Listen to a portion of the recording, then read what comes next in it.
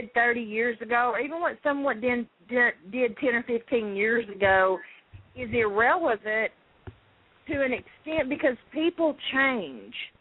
People get out of whatever life they were in, and they tend and they do better with their life. I've worked on political campaigns since I was 18 years old, and 4 years ago I worked on a sheriff campaign, and everything was all right, but there was a lot of tension there. When the next election, when I worked for this particular man's opponent again, he threatened to expose my past. That if this guy used me on his campaign, that he would expose my past and make his connection with me. And first of all, I was like, you know what, my past is not a secret, and it's nothing I'm ashamed of, and it has nothing to do with this man. He didn't even know me then. It had nothing to do with him. And me, all I'm doing is voting for whoever I have the right to vote for, campaigning for whoever I have the right to vote for, and I'm telling you, politics is a nasty. It is, because all they wanted to do, regardless of the timeline, they just wanted to tie this person in with someone who used to be a dancer, because that's all anyone's going to remember. They're not going to know the facts behind it. They're just going to remember that he was tied into an exotic dancer. And that's pretty much how politics works. I mean, it's all about painting a picture, and like Crystal said in the chat room, politics is about winning. And you get these small-minded country people, you know, and where we live here in the Bible Belt, while half the politicians in the Arkansas government system have got skeletons in their closet, you know, someone's making ugly remarks about me. Someone's, you know, being nasty about me. And I believe it was Buck that brought up Bill Clinton. True story, Q, I swear to God.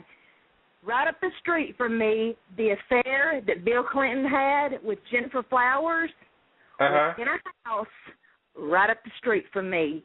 Bill Clinton's plane. Okay, I thought you were ready to tell me that you gave him a lap dance, but that would have been a great story too. No. The affair he had with Jennifer Flowers was in a house right up the street from me. His plane flies back and forth over my house all the time. Okay. Slick Willie probably still getting it in. Slick Willie here in Arkansas. Ray, let me go to you. Now, Ray, Linda Fondren didn't volunteer this info, but it eventually came out. So should politicians just come out? I mean, if you're seriously thinking about running for office, should you go ahead and just put that information out there from the jump, or do you wait until the last minute, like a Herman Cain or someone, and just hope these skeletons stay hidden in the closet? Well, I think if it's relevant to what you're talking about, you should come out with it, and it all depends on how long ago it happened. Like, say with the lady with the 30-year situation, how has she been living? How has she been living 30 years after the fact? You know what I mean? If she's been contradicting herself, then that's a problem. But she's been living differently, then I think that it really shouldn't matter. Or just like information that somebody would say, oh, I'm totally against, guns or whatever, then we find out you was hunting deers and everything else. You know, you should come out and say, okay, this is what I used to do. Now I'm educated better. Now I do things differently. I believe this, and this. Because if you don't do that, you sound like a hypocrite when you get caught up with. Right. And I think that's what messes up a lot of politicians out here. They don't really speak up and say what they need to say because they're afraid that it's not going to come out. But anytime you put yourself in the public eye, it can be you. You can run for whatever you want to run for. And somebody will say, okay, me and Quincy used to go to school in kindergarten, this happened, or second grade. There's always going to be somebody out there. Or, you know, you put yourself on TV like get famous and say you're 30 years old. Somebody going to say, well, shit, Quincy's in high school in 87. He can't say that. There's always going to be people out there. So I think you need to tell the truth and be honest. And I think that some people will respect it and other people will condemn you for it. But at least you can get your side out before they get a chance to tell all the negativity, you know. But I respect the person that will put their past out there and let people deal with that and then say, yeah, I'm changed this, and this, then to hide something and you find out about it later, then you look like a snake after the fact. And that hurts a lot of politicians. All right. Now in the chat room, Crystal went the other way. She said no. She said deny, deny, deny. If that doesn't work, then pay off, pay off, pay off. But what else do you expect?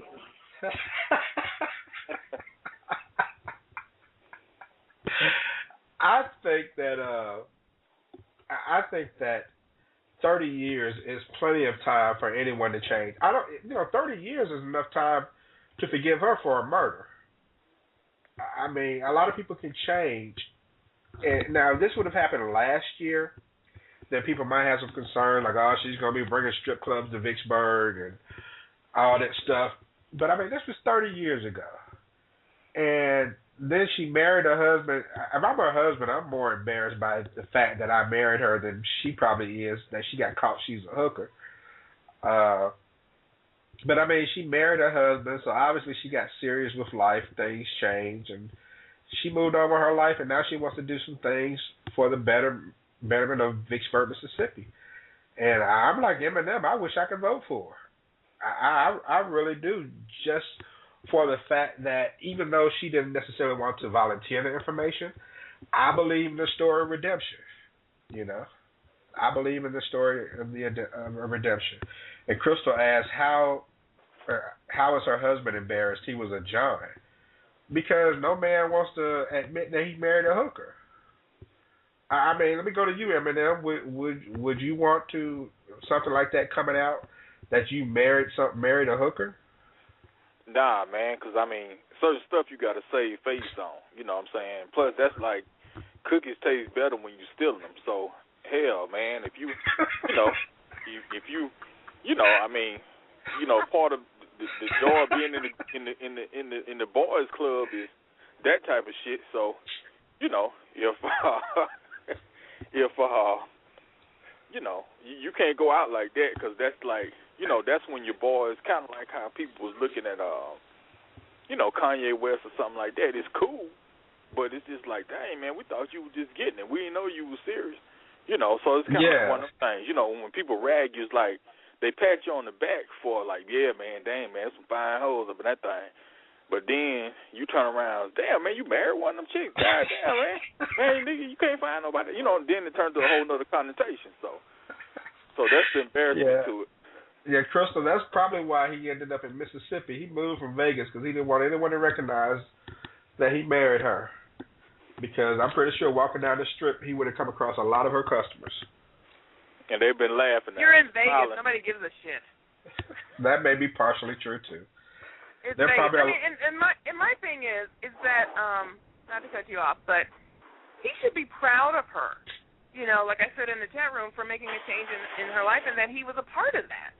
He saw something in her to be with her and to ask her to marry him, and then 30 years later he's going to be like, oh, I'm embarrassed. I'm like, screw you. You didn't even love me. How could you love me and truly love who I am?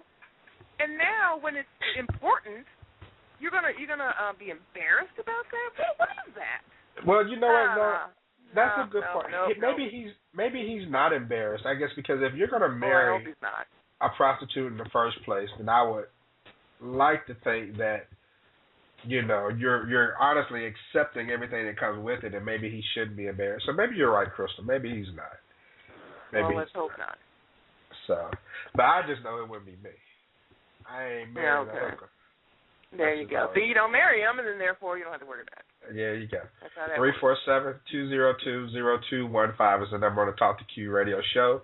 Vote Linda Fondren. That's all I'm going to say. All right. I turn on my TV, and it appears to me, in my personal opinion, that we're glorifying terrorists again. The Boston bombers have been on my TV since the event went down around 2 weeks ago. Just like when that freaking Colorado shot up the movie theater, where the kid in Connecticut mowed down those children at the school. You have these two Boston bombers, these brothers, who are getting way too much airtime. I mean, you're seeing photos of them growing up, chilling with friends with big smiles on their faces. It's as if the media is saying, these bombers were once happy children just like you. The media shouldn't do anything to make these kids look innocent or guilty, since that is the responsibility of the courts. But, Ray, let me start with you. Do they need to back off these stories and the coverage of these alleged terrorists? Well, I think that it's news, so you can't really back off of it, but I mean, I'm tired of seeing them some bitches on my TV. I mean, once they was caught and everything else, I was through with it. I stopped watching it a week and a half ago. But I understand from the standpoint of, there's people out there that really want to know where they came from, who are they, what were they thinking, were they normal, were they going to school, what type of food did they eat, what type of stuff they had in their house, and how normal were they really, how unhappy were they really, how happy were they. Some people want to know all those questions. But when somebody does something like this, at the end of the day, they're sick. And people got to realize that sick people, whether it's mentally or some other way, that, sometimes there's no help for them no matter what. So to keep putting them on TV and trying to let everybody know about every aspect of their life and making them, I don't want to say blowing up they stardom, just making them superstars out here for the wrong reason. I think that that's wrong. So, but you can't really get around that. When somebody does something this horrific, you got to make it a story. So it is a story, so you really can't get around it. Whether it's a guy that bombed Oklahoma City or Columbine situation or, this other fool that shot up the movie theater, he's always going to be on TV, whether he looks like a lunatic or straight crazy or whatever the case is, he's going to make news. So, we can't get around it. We just have to turn our TV off once we've heard enough. He ain't in my yard or nothing like that, and he's caught. Ain't no need for me to worry about where he's at or what he's doing. As long as he gets justice brought to him, that's all that counts. Okay. Now, Buck, do you honestly think that it encourages an already crazy person to go over the top, given the attention that these killers get? To a certain extent, yeah. I mean, we know what kind of crazy people we have out here in society now. It could give somebody else that's, not playing with all their folks, at home or whatnot. It may give them some crazy ideas to go out there and do something stupid. And at the same time, I mean, I do agree with Ray a little bit when it comes to, a lot of people want to know what, I think the reason why there's so much media attention is to it, a lot of the people that are still watching this now, I'm not one of them, they're really concerned about what made these kids snap. So you can use this as a positive and kind of see, all right, let's see what made these kids snap, so that way, I can try to keep mine from snapping, So some of this information that they're bringing out is actually useful information. So that you can always take a positive from a negative. So I would use the information to make sure that, my kids don't, go down that same path, even though they're not from Chechnya or whatnot. So, I don't watch it anymore. I don't need to. A lot of people don't need to look at it. But at the same time, the ones that are, they may be looking at it for different reasons other than what we may think of. Okay. All right. Well, Crystal, I remember what the Virginia Tech killer looks like. I remember what the D.C. sniper looks like. And I remember what a lot of killers within the last decade look like because they've been engraved in my head by the media. Casey Anthony, Luke Woodham, I even remember their names. Shouldn't the focus be more on remembering the victims? Well, yeah, I think people do remember the victims, but from the media standpoint, the killer is just more interesting. It's a better story.